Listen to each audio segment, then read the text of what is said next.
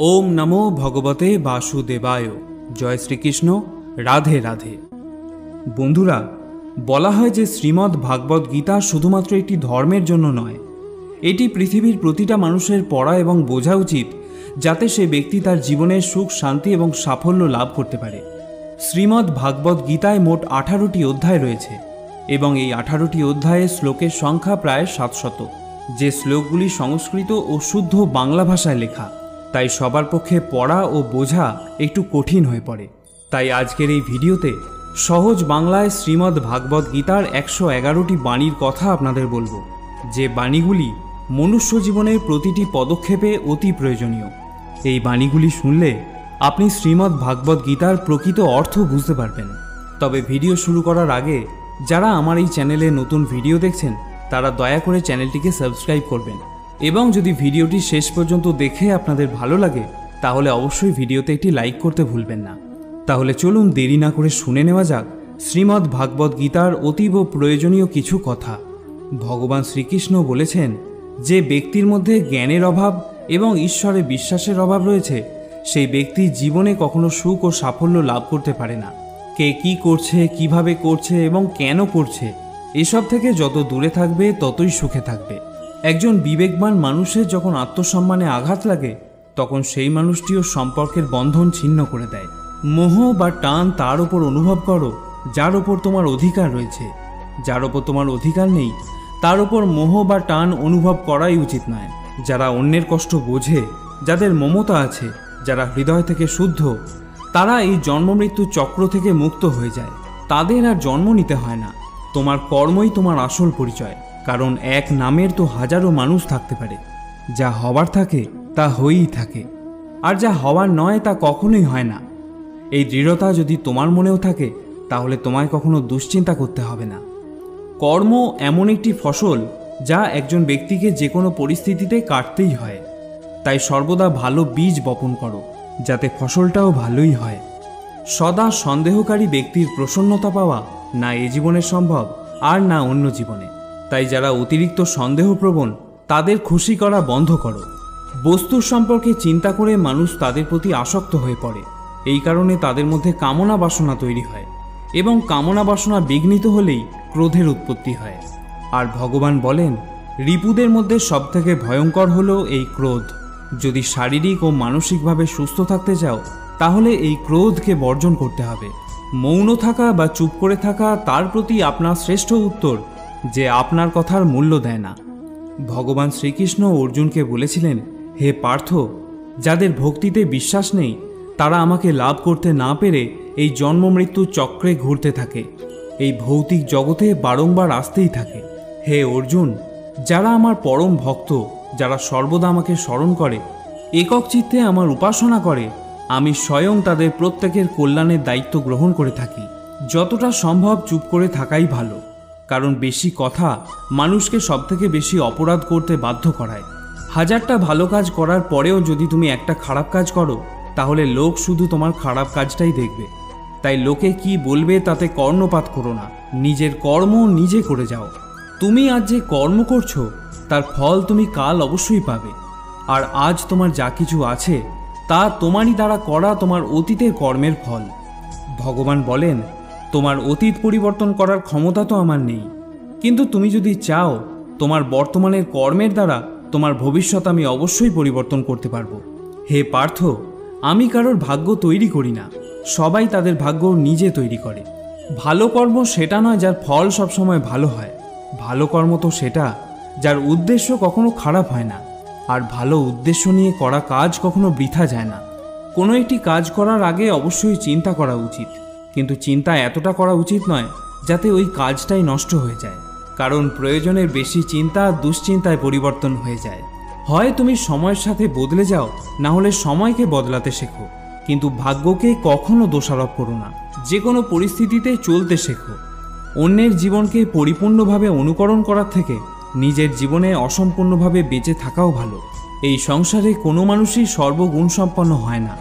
তাই কিছু দোষ ত্রুটিকে নজর এড়িয়ে গিয়ে সম্পর্কগুলোকে বজায় রাখার চেষ্টা করো।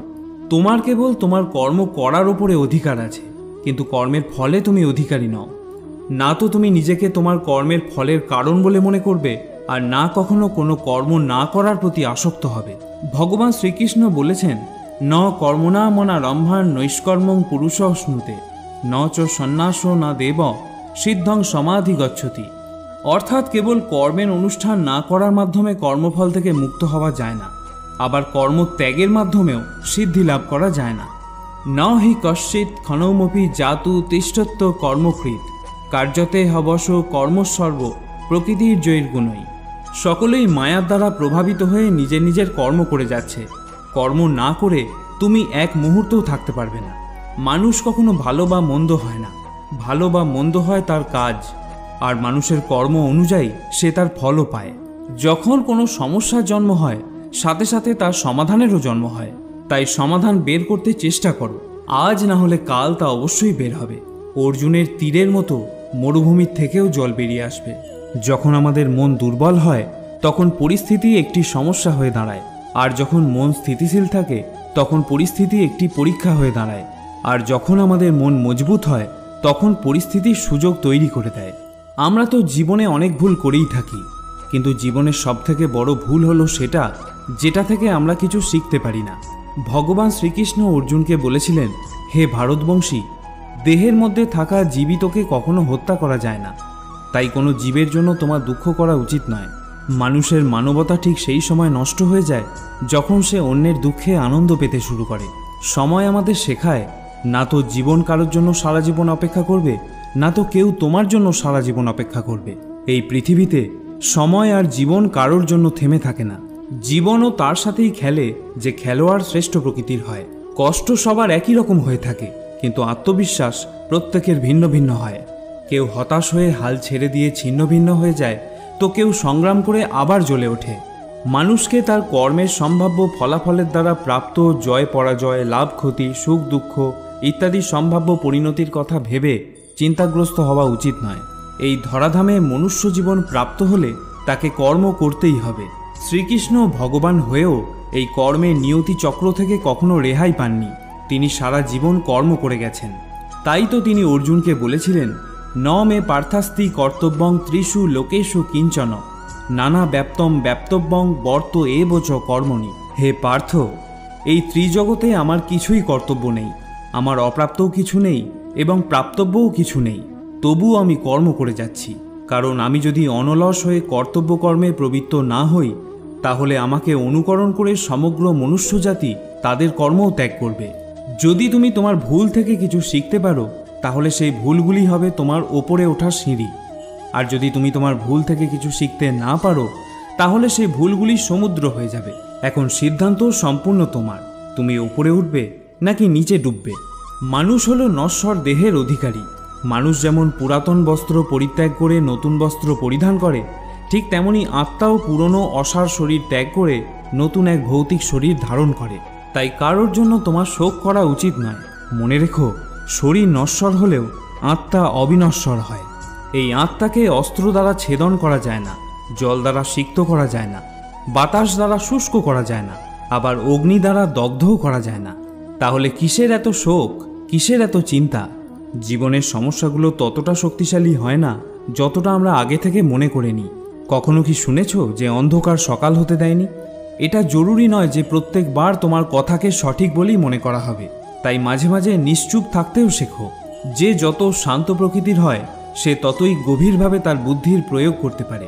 সমালোচনাকে ভয় পেয়ে কখনোই নিজের লক্ষ্য ত্যাগ করবে না, কারণ যারা সমালোচনা করে তাদের মতামত লক্ষ্য অর্জনের সাথে সাথেই পরিবর্তন হয়ে যায়। তোমার পরাজয় এবং জয় তোমার চিন্তার ওপরেই নির্ভর করে। যদি তুমি মেনে নাও, তবে তোমার পরাজয়ই হবে, কিন্তু যদি তুমি দৃঢ় প্রতিজ্ঞ হও, তাহলে তুমি বিজয়ী হবে। সবথেকে বিচক্ষণ ও স্থির মনের মানুষ তারাই হয় যারা সফলতায় গর্বিত হয় না, আবার ব্যর্থ হলে দুঃখে ডুবেও যায় না। যদি তোমার প্রশংসা করা হয়, তবে তোমার আরও সতর্ক হওয়া দরকার। জীবনে কখনো কারোর সঙ্গে নিজেকে তুলনা করবে না। মনে রাখবে, তুমি যেমনই হও সেটাই সর্বশ্রেষ্ঠ। যে মানুষ মনকে জয় করতে শিখেছে, তার কাছে তার মনই সবথেকে ভালো বন্ধু। কিন্তু যে এটা করতে পারে না, তার কাছে তার মন সবথেকে বড় শত্রু হয়ে ওঠে। জীবনে যে নেতিবাচক চিন্তা আসবে এটা নিশ্চিত, কিন্তু এটা তোমার উপর নির্ভর করে যে তুমি তাদের কতটা গুরুত্ব দেবে। সর্বদা মনে রাখবে, ভালো দিন পাওয়ার জন্য তোমাকে খারাপ দিনের সাথে লড়াই করতেই হবে। জীবনে কোনো কিছুই চিরস্থায়ী নয়, তাই কঠিন সময়ে কখনো ভেঙে পড়ো না। খুব তাড়াতাড়ি সমস্যার মেঘ কেটে গিয়ে সমাধানের সূর্যের উদয় হবেই, কারণ এই পৃথিবীতে সবকিছুই পরিবর্তনশীল। যে ব্যক্তি মনকে জয় করতে শিখেছে সে ইতিমধ্যেই পরমাত্মাকে লাভ করতে শিখেছে। এমন ব্যক্তির কাছে সুখ দুঃখ, শীত গরম, সম্মান অসম্মান সবই একরকম। যে যাই বলুক না কেন, নিজেকে সবসময় শান্ত রাখার চেষ্টা করো, কারণ সূর্যের উত্তাপ যতই প্রখর হোক না কেন তাতে সমুদ্রের জল কখনো শুকিয়ে যায় না। জলে ভাসমান নৌকা যেমন ঝড়ের আঘাতে নিজের লক্ষ্য থেকে দূরে সরে যায়, ঠিক সেরকমই অতিরিক্ত আনন্দ মানুষকে ভুল পথে চালিত করে। ভগবান শ্রীকৃষ্ণ অর্জুনকে বলেছিলেন, হে অর্জুন, একজন ব্যক্তি যা ইচ্ছা তাই হতে পারে যদি সে অবিরত বিশ্বাসের সঙ্গে কাঙ্ক্ষিত জিনিসের ওপর ধ্যান করে। আমাদের অতীত এবং ভবিষ্যতের কথা চিন্তা করে সময় নষ্ট করা উচিত নয়, কারণ যা হওয়ার তা তো হবেই, যা হয় ভালোর জন্যই হয়। তাই অতীত ও ভবিষ্যতের চিন্তা না করে বর্তমানেই বাঁচতে শেখা উচিত। পরিবর্তনই হলো সংসারের নিয়ম, এখানে সমস্ত কিছুই পরিবর্তনশীল। তাই সুখ দুঃখ, লাভ ক্ষতি, জয় পরাজয়, মান অপমান ইত্যাদির মধ্যে একটি স্থানে অবস্থিত থেকে জীবনকে উপভোগ করা উচিত। নিজের রাগকে নিয়ন্ত্রণ করতে শেখো, কারণ রাগের ফলে ভ্রম সৃষ্টি হয়। এই ভ্রম বুদ্ধিকে বিচলিত করে তোলে, এর ফলে বুদ্ধির নাশ হয়, ব্যক্তি পতনের দিকে অগ্রসর হতে শুরু করে। রাগ, কামনা বাসনা, ভয় এগুলি হলো আমাদের পরম শত্রু। যে কোনো কাজ করার আগে বিচার করো। আমরা যে কর্মই করি না কেন তার ফল আমাদেরকেই ভোগ করতে হয়, তাই কর্ম করার আগে বিচার করা উচিত। ভগবান শ্রীকৃষ্ণ অর্জুনকে বলেছিলেন, ব্রহ্মণ্যাধায় কর্মাণি সঙ্গম তক্তা করতিজ লিপ্পতে ন স পাপে ন পদ্মপত্র মেবাম্ভসা।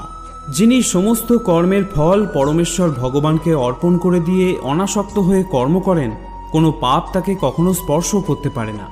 ঠিক যেমন জল কখনো পদ্মপাতাকে স্পর্শ করতে পারে না। নিজেকে কখনো দুর্বল মনে করো না, পড়ে গেলে ওঠার চেষ্টা করো, লড়াই করো, পূর্ণ নিষ্ঠার সাথে তোমার দায়িত্ব পালন করো, বাকি সব কিছু আমার উপর ছেড়ে দাও। তোমার দুঃখ কষ্টের জন্য কখনো পৃথিবীকে দোষারোপ করো না, নিজের মনকে বোঝাও। তোমার মনের পরিবর্তন ঘটলে সমস্ত দুঃখ কষ্টেরও পরিসমাপ্তি ঘটবে। তোমার নিজের ইচ্ছার শক্তির মাধ্যমেই নিজেকে নতুন আকার প্রদান করো। কখনো নিজেকে নিজের ইচ্ছার দ্বারা অপমানিত করো না।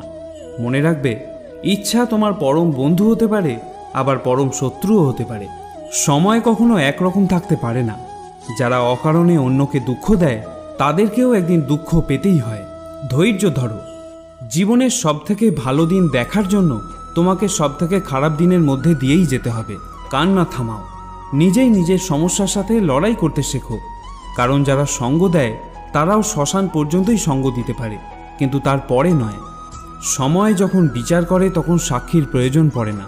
তোমার বিশ্বাস একটা পাহাড়কেও নড়াতে পারে, কিন্তু তোমার মনের সন্দেহ একটা পাহাড়কে তুলে দাঁড় করাতে পারে না। অহংকার আর সংস্কারের মধ্যে অনেক বড় পার্থক্য থাকে। অহংকার অন্যের মাথা নত করে খুশি হয়, কিন্তু সংস্কার নিজে মাথা নত করে খুশি হয়। যখন পরিবারের সদস্যদের অপ্রীতিকর মনে হয় এবং অপরিচিতদের নিজের লোক বলে মনে হয়, তখন বুঝে নেবে তোমার ধ্বংসের সময় শুরু হয়ে গিয়েছে। তুমি কি লক্ষ্য করেছ, রেগে গিয়ে চিৎকার করতে বেশি শক্তির প্রয়োজন হয় না, কিন্তু চুপ করে থাকতে অনেক বেশি শক্তির প্রয়োজন হয়। যদি কেউ আমাকে প্রশ্ন করে পরিশ্রম ছাড়া সফল হওয়ার উপায় কি, তাহলে আমি তাকে বলবো, যেখানে পরিশ্রম নেই সেখানে সফল হওয়ার স্বপ্ন দেখাই বৃথা। তোমার শত্রুকে ধ্বংস করার ফন্দি না বানিয়ে শত্রু তৈরি হওয়ার পিছনের কারণগুলোকে ধ্বংস করো। জ্ঞানী মানুষ তৈরি করার জন্য যদি কোনো বই লেখা হয় তাহলে সততাই হবে তার প্রথম অধ্যায়ে। মনে রেখো, একজন সফল ব্যক্তিকে জীবনসঙ্গী করার মধ্যে কোনো সফলতা নেই, বরং একজন পরিশ্রমী মানুষের মনোবল বাড়িয়ে তার সাফল্যের সঙ্গী হওয়াই প্রকৃত সফলতা। অন্যের জীবনে নিজের স্থান খোঁজা বন্ধ করে দাও। বিশ্বাস করো, এতে তোমার জীবন অনেক শান্তিপূর্ণ হবে। সময় খুবই শক্তিশালী হয়, যা যে কোনো জিনিসকে বদলে দিতে পারে, সেটা ব্যক্তি হোক বা সম্পর্ক। একটা ভুল মানুষকে অনেক কষ্ট দেয়, কিন্তু এরকম কিছু কিছু ভুল থাকে যা মানুষকে ভবিষ্যতে হাজারটা ভুল করার থেকেও বাঁচায়। যে আঘাত থেকে রক্ত বের হয় না, বুঝে নিও সেই আঘাত কোনো আপনজনই দিয়েছে। বিজয়ের আনন্দও তো তখন পাওয়া যায় যখন সবাই তোমার হারের প্রতীক্ষায় থাকে। সব দুঃখ কেটে যাবার পরই মন প্রসন্ন হয়, এটা সম্পূর্ণ ভুল ধারণা। মন প্রসন্ন হলে তবেই সব দুঃখ দূর হয়। যদি প্রয়োজনের থেকে অতিরিক্ত কিছু হয়ে যায় তাহলে তা শুধু ক্ষতিই করে, সেটা প্রেম হোক বা অহংকার। এটা ভুল ধারণা যে রাবণ শুধুমাত্র অহংকারের জন্যই মরেছিল। যখন শত্রু ঘরে থাকে তখন মৃত্যু শুধু অহংকারের জন্য নয়, বরং সেই ব্যক্তির ওপর ভরসা করলেও হতে পারে।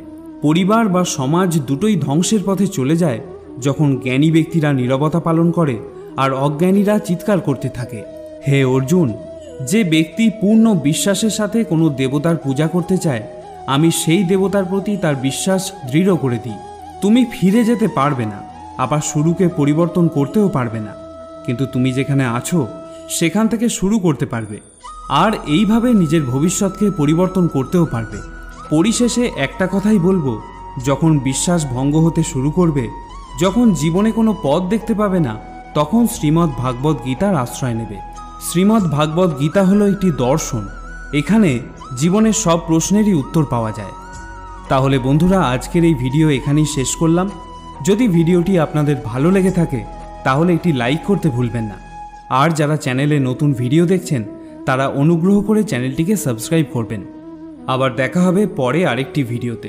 ততক্ষণের জন্য ভালো থাকুন, সুস্থ থাকুন। জয় শ্রীকৃষ্ণ। রাধে রাধে।